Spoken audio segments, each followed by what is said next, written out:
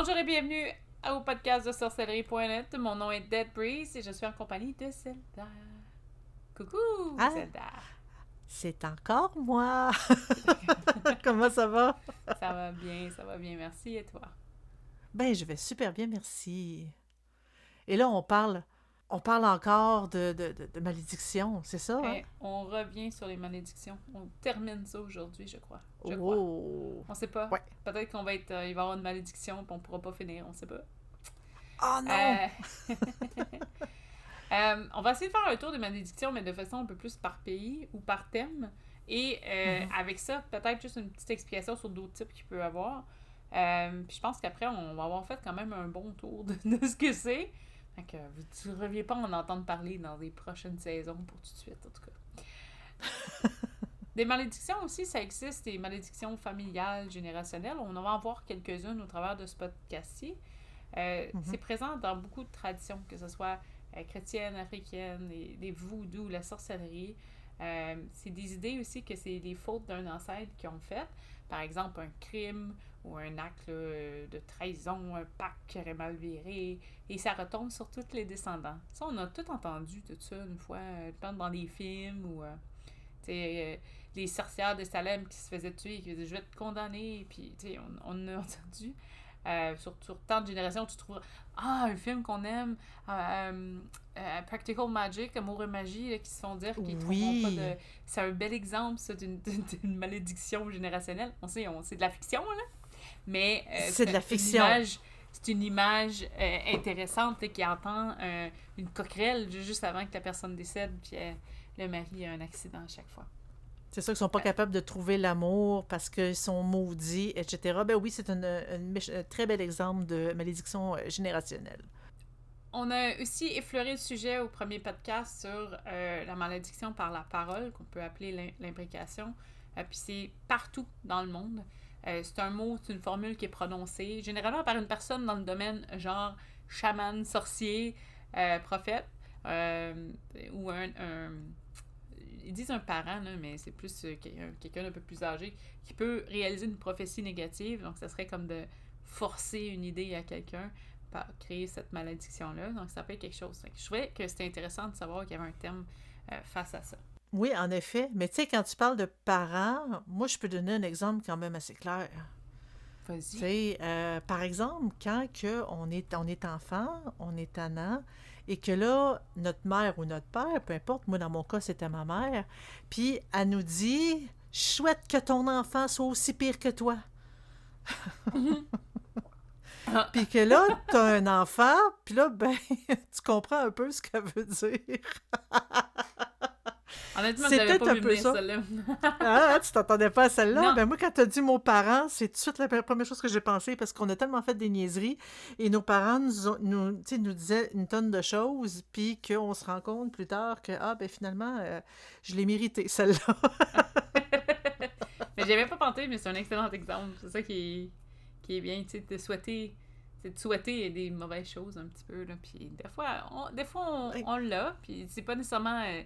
Tu sais, on parle beaucoup de mort de Oui, mort mais puis là, de là, c'était sacrifice, pas... mais là, c'est pas nécessairement juste ça. Hein? C'est de non, récolter des fois ce qu'on a semé plus jeune. exactement. Il y a aussi des malédictions qui sont bibliques, qui sont religieuses. Je sais qu'on avait parlé des mythologies un petit peu, qu'il y avait des malédictions. On en a Mhm. aussi dans les religions. Par exemple, la malédiction de Caïn. Caïn, après le meurtre d'Abel, il est marqué condamné à errer pour Ouais. l'infini. Donc, tu sais, des fois même, ça peut être intéressant d'aller dans ce côté-là. Euh, il y a la malédiction de Cham. Donc, c'est le fils de Noé dont la descendance est condamnée à la servitude selon certains textes. Donc, lui, pour l'infini, il ne fait que servir. C'est sa malédiction. Je la connaissais pas, celle-là. Oui, mais Cham, il me disait pas grand-chose, mais je trouvais ça Non? intéressant. Mhm. Les plaies d'Égypte, dont la malédiction des plaies d'Égypte, donc les 10 fléaux envoyés par Dieu, c'est dans la mythologie, c'est une C'est malédiction. Moïse. Et C'est oui, Moïse qui a pour envoyé ça. Oui. libérer, ouais, pour libérer les Hébreux. Et dans le on considère, en tout cas dans certains textes, par exemple l'excommunication, donc anathème, qui était une malédiction parce que dans le christianisme médiéval, c'était être maudit par l'Église et c'était le bannissement spirituel et social. Mais c'est sûr, ça nous bloquait l'entrée tu sais, comme du paradis. Un peu comme les Égyptiens, qu'il y avait la peur au bout de pouvoir, de pas pouvoir avoir une vie après la mort. C'est un peu l'équivalent dans le domaine catholique. Mais c'est ça, être excommunié, c'était la pire chose qui pouvait arriver à ce moment-là. J'ai dit à ce moment-là. Puis ce qui est le fun aussi, c'est que dans cet épisode-ci, on y va plus par pays. Il y a des choses qui vont se connecter quand même. Là. Dans les malédictions africaines, il y avait les malédictions des ancêtres. Donc, dans de nombreux pays, le Nigeria, le Congo, l'Afrique de l'Ouest, si on offensait un chef de clan ou un ancêtre, il y avait le droit de maudire que ce soit un individu ou un clan complet. Donc, quand même, hein? Le côté des aînés était très important. Ça, je trouve ça vraiment intéressant. Mm-hmm. Bien évidemment, quand on parle de côté africain, mais il y avait la sorcellerie et le juju. Donc, il y avait des pratiques magiques qui étaient plus en Afrique de l'Ouest, des amulettes maudites, des implications, des rituels qui pouvaient mener à une malédiction. Donc, on essayait d'être gentil avec les sorciers. Mais on en voit encore des nouvelles aujourd'hui, des sorciers ont fait essayer de... Je pense que j'avais lu ça dans une qui avait essayé d'assassiner un président avec leur sorcellerie. Fait que, tu sais, il y a encore des implications aux malédictions aujourd'hui même. Ouais. Et dans certaines tribus, on avait ce qu'on appelle la malédiction des jumelles. C'est une vieille tradition. Puis quand il y avait des naissances qui étaient jumellaires, donc des jumeaux, c'était vu comme une malédiction qui apportait désordre et famine. Donc, peut-être pour eux, c'est un symbolique différent qu'ici. Au lieu d'avoir une bouche à nourrir, tu en as deux. Fait que vu qu'ils sont déjà pauvres, là, comment je vais faire pour y arriver? C'est peut-être dans ce sens-là. Généralement, quelqu'un qui commence à avoir des jumeaux peut en avoir plusieurs. Ben oui, ça, d'habitude, c'est de famille aussi. Mais c'est ça, fait que pour eux, c'était signe d'un malheur où tu avais une malédiction sur toi. Il y a des malédictions amérindiennes et indigènes. Par exemple, celle de la terre volée. Donc, en gros, c'est une croyance chez les peuples amérindiens que profaner des terres sacrées entraîne la mort ou la ruine. Donc, il y a plusieurs endroits, vraiment aux États-Unis, qui sont condamnés, là, parce qu'ils ont été profanés. Ici aussi, probablement, on doit en avoir quelques-uns. J'avais pas d'exemple. C'est... Ben, tu sais, toutes les histoires là, de maisons hantées qui étaient sur des cimetières amérindiens, là, ben, c'est ça. Oui. Amityville, je pense c'en est un que des fois, il avait dit « finalement, les gens ils se font posséder parce qu'il y a un cimetière amérindien en dessous. » Je me rappelle plus si c'était vrai. Je sais que j'ai écrit un article là-dessus, mais ça fait des dizaines d'années. Je suis plus sûre. Faudrait que je revise. Mon cerveau, il est plus à la fine pointe des nouvelles. Mais je sais qu'à un certain point pour Amityville, je me souviens qu'il y avait un médium qui avait dit c'est tout hanté ici, puis ils sont venus fous parce qu'ils sont sur des terres qui sont volées, qui appartenaient aux Amérindiens, puis ça avait été profané. Fait que c'est un exemple de malédiction. Encore, je mettrais pas ma main au feu. Je sais que ça a été dit, mais je sais pas si c'était vrai. Je m'en rappelle plus, mais la maison, elle a tellement bougé à la fin qu'on sait plus. La maison bougeait? Ben là, mais ils ont déplacé la maison d'Amityville. Ah! OK, ils l'ont déplacée. Oui, okay. Si jamais vous visitez un jour, vous allez... c'est dans l'ouest des États-Unis. Si jamais vous avez là-bas, même si vous avez l'adresse, c'est plus la même maison qui est là. Ils ont déplacé la maison. Il y avait trop de touristes. Ouais. Ah, ouais. Il y a aussi la malédiction des Tecumseh ou des présidents américains. Zelda m'a rappelé qu'on aurait probablement touché rapidement le sujet, mais on va y aller un petit peu plus en détail. On va en profiter, on parle des malédictions. Tant qu'à. Mais là, on n'est pas capable de savoir sur quel épisode qu'on en a parlé, donc bonne recherche. Donc, la malédiction de Tecumseh, qui est aussi appelée la malédiction de Tippecanoe, ou la malédiction présidentielle des 20 ans, parce qu'en anglais, c'est the 20-year presidential curse. C'est des expressions visant une malédiction dans laquelle tout président américain, des États-Unis, techniquement, élu lors d'une année divisible par 20, meurt au cours de son mandat. Et là, c'est intéressant parce qu'il y a eu beaucoup de morts. Et là, je vais vous les nommer. Donc, depuis l'élection présidentielle de 1840 jusqu'à 1960, tous les présidents élus d'une année divisible par 20 sont morts en fonction. Donc, William Henry Harrison, élu en 1840, est décédé. Abraham Lincoln, 1860. James A. Garfield, 1880. William McKinley, 1900. Warren J. Harding, 1920. Franklin D. Roosevelt, 1940. Et John F. Kennedy, 1960. Ça, tu dis vraiment en fonction. Oui, donc c'est des présidents qui étaient en fonction. Ceux qui ont commencé par une année divisée par 20, de 1840 jusqu'en 1960 sont décédés. Toutefois, Ronald Reagan, en 1980, il a été gravement blessé lors d'une tentative d'assassinat, mais il n'est pas mort. George W. Bush, 2000, et Joe Biden, 2020, ont achevé leur mandat. Quoique Joe Biden était tellement vieux que moi, je me demandais s'il allait le finir. Mais... Oui, ben, il y a eu... Je pense qu'il y a un cancer, mais il l'a fini. Il a fini. Pour la malédiction, il est correct. Avant 1840, Thomas Jefferson puis James Monroe ont achevé leur mandat. Donc, puis la malédiction a commencé en 1840. Donc, tous ceux qui étaient avant puis après 1960 sont vivants, mais entre les deux... c'est quand même plusieurs années. Ils sont tous morts. L'origine des noms, ça remonte à la conquête de l'Ouest. C'est la bataille de Tippecanoe en 1811, avant laquelle William Henry Harrison aurait soudoyé les Américains. C'est le premier qui est mort en passant, provoquant la fureur des chefs Shamni-Tecumseh. Et la malédiction a été popularisée au début des années 1930. Donc c'est en 1930. Ils s'en sont rendus compte. Oui. Puis William Henry Harrison, qui était le futur président, et la personne qui les a provoqués, et c'est lui qui a eu la malédiction, et le premier qui est décédé. Donc ça, c'est super intéressant. Là. Puis c'est comme si Ronald Reagan, le fait d'avoir survécu à sa tentative d'assassinat, c'est comme si ça aurait brisé là. On dirait, mais c'est quand même 120 ans, pareil, de malédiction. Là. Mais ouais. Puis les autres, il a survécu. George W. Bush, il n'y a pas eu rien de majeur. Joe Biden, à la fin, on savait qu'il était malade, là, mais tu voyais que ça allait pas bien. Là. Puis tu vois, ceux d'avant, pas de problème non plus.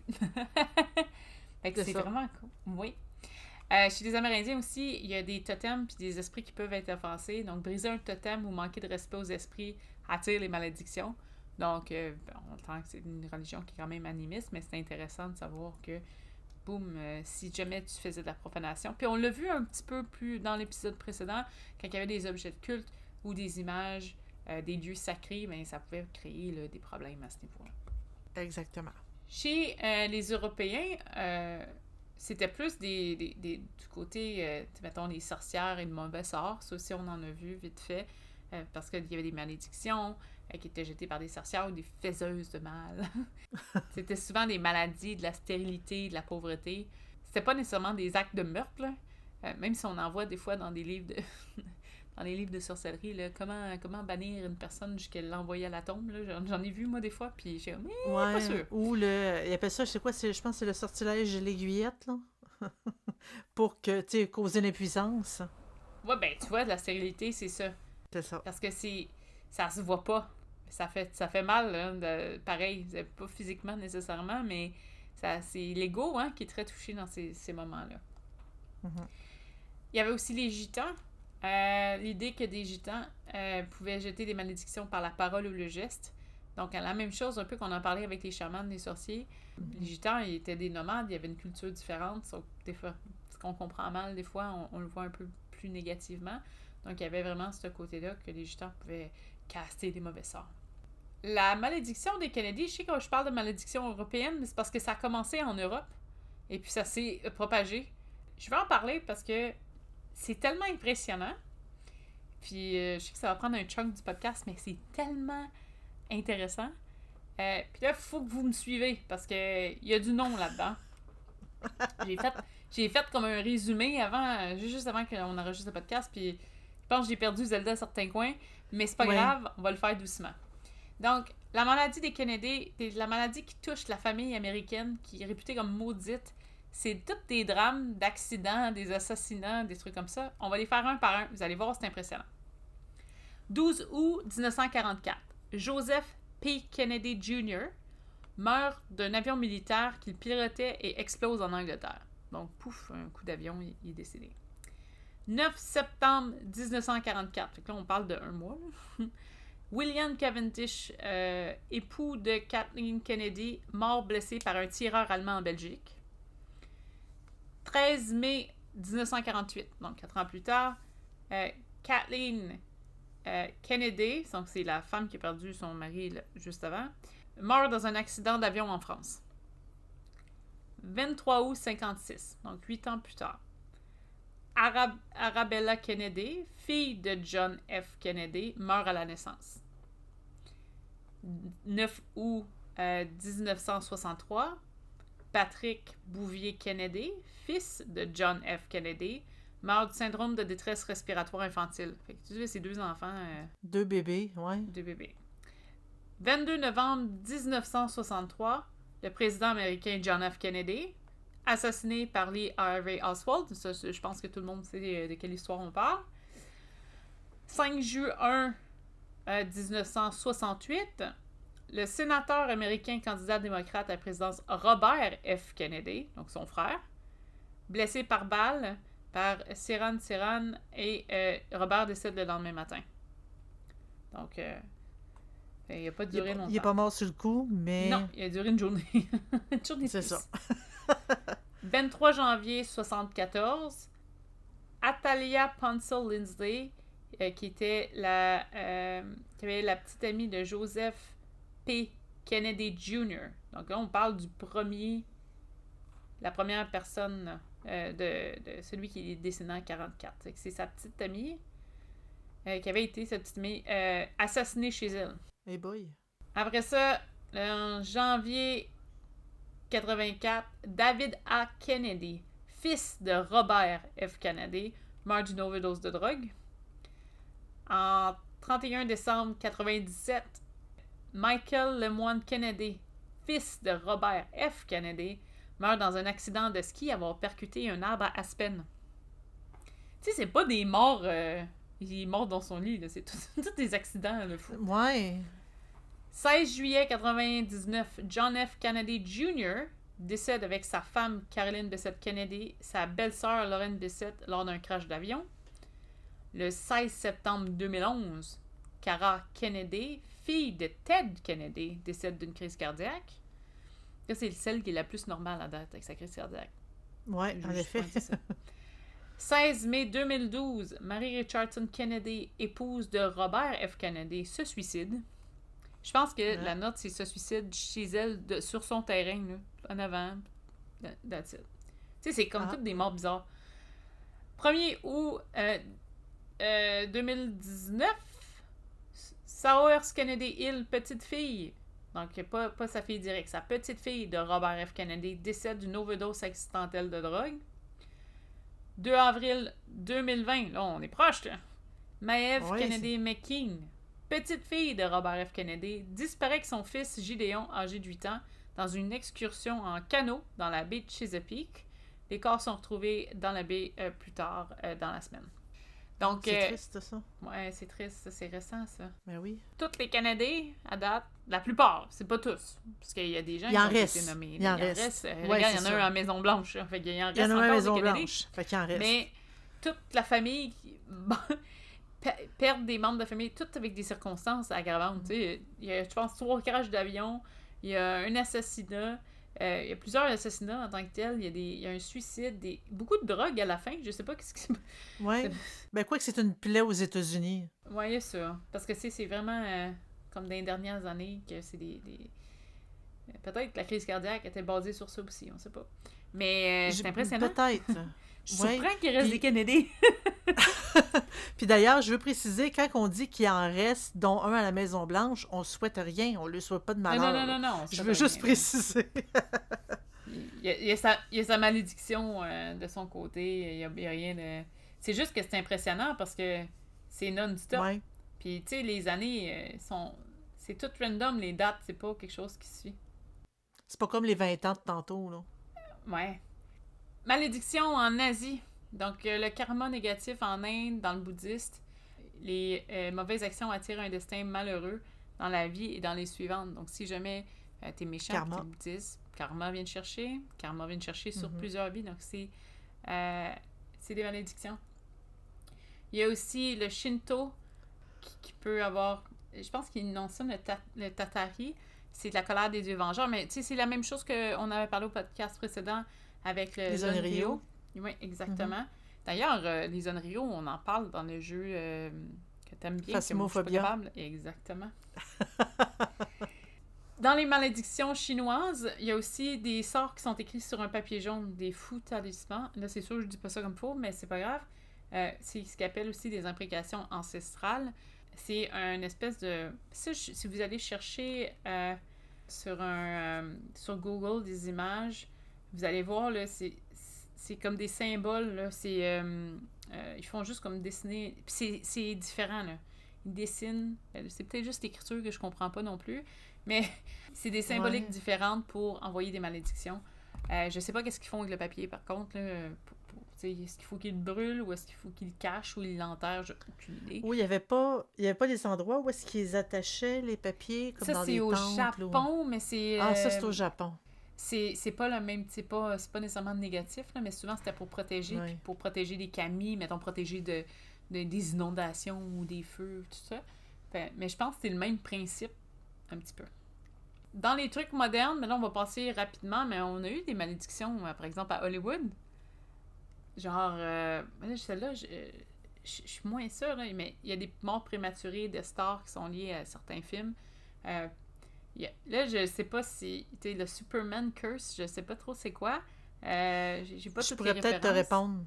Moi, je pourrais peut-être te répondre. J'en ai déjà entendu parler. C'est qu'en gros, tous les acteurs qui ont joué le rôle de Superman, ils sont soit blessés, par exemple Christopher Reeve, ou ils ont soit leur carrière a comme arrêté cela.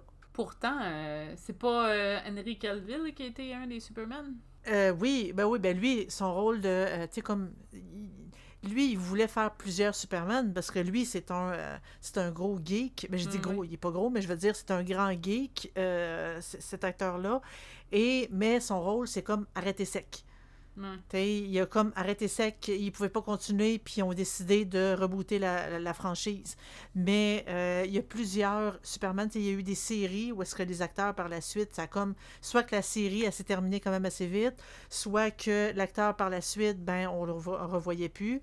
Je pense qu'il disait que le seul acteur qui s'est sauvé de ce curse-là, de cette malédiction-là, c'est celui celui qui jouait dans Smallville. Son nom me vient pas vite comme ça, mais cet acteur-là comme de Smallville, lui, c'est le seul que comme on continue à le voir dans les séries, puis que ça a l'air quand même à aller bien. Quoique il a divorcé après la série, tout de suite après la fin de la série. Sa femme était tellement contente. Tom Welling. Tom Welling, exactement. Sa femme était tellement contente qu'elle arrête de faire ce rôle-là parce qu'il n'y avait pas le choix il a déménagé au Canada pour faire ce film-là. Quand que ça a terminé, quand la série a officiellement terminé puis qu'il n'y aurait plus de saison, elle a fait un party pour dire « Enfin, t'as plus de job ». Et ça a comme dégringolé après ça. Mais reste que de tous les Superman, c'est lui qui s'en est le mieux sorti. Puis d'ailleurs, petit clin d'œil, Christopher Reeve a joué un rôle dans Smallville, mais il est mort pendant... Il y avait comme son rôle devait continuer, mais il est décédé avant que... Dans la série, ils ont dû justement faire en sorte que, ah non, il est décédé, puis ils ont comme rentré ça un peu dans l'histoire. Mais, il est mort pendant les tournages. Parce que, il me semble que l'Exorciste aussi, il y a eu quelque chose comme ça. De mémoire, ça se peut. Après le tournage de l'Exorciste, qui était un tournage qui était quand même très intense. Et là, c'est pas celui d'Emily Rose, c'est l'original, l'Exorciste. Le vieux. Oui, c'est comme une maison avec de la pluie, puis une petite fille, puis un parapluie, je pense, sur le devant. Là, ça fait longtemps. Là. Je vois de mémoire, là, mais l'original, là, je pense qu'il est à peine avec des couleurs. Puis, je pense que tout le monde a eu comme des problèmes. La petite, elle a été traumatisée à vie. Il y a 3-4 personnes qui se sont suicidées. Dans le staff, là, on parle autant le caméraman que... Puis, il y avait une paquet d'histoires que ce film-là, derrière, c'était plein de malédictions, plein de trucs bizarres. Je pense qu'il y avait eu des rumeurs avec La Reine des Damnés, parce que celle qui faisait aussi Akasha dans La Reine des Damnés, dans le truc de vampire, est morte d'un accident d'avion, Alaya, juste après avoir filmé, puis ça avait fait des rumeurs, puis tout ça, que c'était, dans le fond, le personnage était tellement grand, puis tellement puissant que ça l'a maudit. D'ailleurs, c'est dommage, parce que c'est une méchante belle prestation qu'elle a fait. Puis il y a plein d'autres films comme ça. Il y a Star Wars. Tu sais, les acteurs principaux de Star Wars, il n'y en a pas beaucoup qui ont vraiment réussi à avoir une carrière très épanouissante, à part Harrison Ford. Et il y a même le rôle de Anakin Skywalker, qui a été joué autant par un enfant, son nom m'échappe, autant par... tous les noms m'échappent. On est le soir, je suis fatiguée probablement. Puis, en fait, ces acteurs-là aussi, même chose. Autant l'enfant que il y a eu, tu sais, comme il est tombé dans la drogue, ça allait vraiment pas bien, il s'est fait écœurer, la totale. Autant la version adulte, qu'on pensait que sa carrière était littéralement finie, puis pendant un bout, on le voyait pas de nulle part, jusqu'à temps qu'il rappelle pour dire « Hey, viendrais-tu faire un, je sais pas, un caméo dans la série Obi-Wan? » Et là, ça a été, là, tout le monde était super content. Et là, oups, c'est comme si il renaît de ses cendres, comme si, tu sais, comme justement, elle s'était terminée là, mais pendant un bout, on parlait vraiment de malédiction du rôle d'Anakin aussi, parce que les deux, ça allait, tu sais, ça allait vraiment pas bien par la suite, là. Mais il y a plusieurs films comme ça où est-ce que on mentionne que tu sais, tous les acteurs qui étaient là, ça allait vraiment pas bien, sont morts, maladie ou des grands malheurs dans ce genre-là. Puis, ou qui sont virés fous, il y a plein de choses. Genre. Ouais, ça a peut-être pas mal été. Mais là, j'ai pas toutes les références. J'ai pas fait une méga recherche là-dessus, mais il y en a. On a aussi, pour terminer, des objets paranormaux. Je sais qu'on a parlé de poupées rapidement. On a un podcast là-dessus, donc je mentionne rapidement Annabelle, mais il y en a d'autres. Il y a aussi ce qu'ils appelle la boîte d'Ebook, mais ça, j'ai pas le référent. Et, je la connais pas, non? Oui, moi non plus. Peut-être que ça va être un futur sujet. Et des miroirs, certains miroirs hantés là, qui pourraient créer là, une malédiction et vous suivre pour vous faire des problèmes. En gros, c'est ce qui conclut le podcast sur les malédictions dans le monde, là, la deuxième partie. Prise 2. Oui, j'espère que vous avez aimé ça. C'est différent, hein? Je trouvais que... on avait parlé des lieux maudits, des bons lieux aussi, mais des lieux maudits, d'avoir vraiment les termes, là, les malédictions qui existent, je trouvais ça vraiment intéressant. Je trouvais que ça faisait différent un petit peu. Si jamais vous avez des questions, vous voulez discuter avec nous, on a toujours le Discord, vous avez l'inscription qui est juste en dessous. Donc, on peut se voir là-bas. Vous pouvez poser vos questions, même discuter de la vie de tous les jours avec nous. Vous voulez des questions répondues en live, vous allez sur le Twitch de sorcellerie.net. Zelda, elle est là, elle fait plein d'activités. Qu'est-ce que tu fais comme activité? Oui? Je fais plein de choses. On ouvre les boîtes, on fait des rituels, on est dans les grimoires, fait qu'on rédige beaucoup d'informations. Il y a de la divination qui se fait. C'est pas moi qui fais vraiment la divination, mais on en discute, on en parle. Il y a beaucoup de sujets, autant en lien avec la magie sorcellerie que plus philosophique, encore là, en lien avec la magie sorcellerie. On découvre des livres, on fait plein de choses. On fait aussi du gaming, parce que j'aime ça. Mais on fait vraiment beaucoup, beaucoup, beaucoup de choses. Ça vaut vraiment la peine de venir faire un tour, juste venir dire coucou, discuter de n'importe quoi, poser vos questions. Je suis live, pas pour rien. C'est pour pouvoir discuter avec vous. Fait que venez me voir plusieurs fois par semaine même. Si vous voulez plus voir un côté avec les esprits, les fantômes, le paranormal, vous pouvez aller sur le Twitch de Deathlike, avec le YouTube aussi. Puis on a des vidéos sur le sujet. Donc nous, on est plus au côté spiritisme de la chose, mais on existe. N'oubliez pas de passer sur le site www.sorcellerie.net. Il y a plein d'informations. Oui, le site bouge un peu moins, mais il remplit de stock. Donc allez voir ça. Si vous voulez nous encourager, nous donner un petit coup de pouce, ou payer un café à moi ou Zelda, vous pouvez toujours passer sur le Patreon, nous encourager. Ça vous donne de l'avantage aussi d'écouter les podcasts 2 semaines à l'avance. Des fois, vous avez des petits bonus ici et là, je crois. Donc, ça peut être intéressant pour ça. Sur ça, on vous souhaite une excellente semaine et on se revoit dans 2 semaines. Bye! Bye bye tout le monde!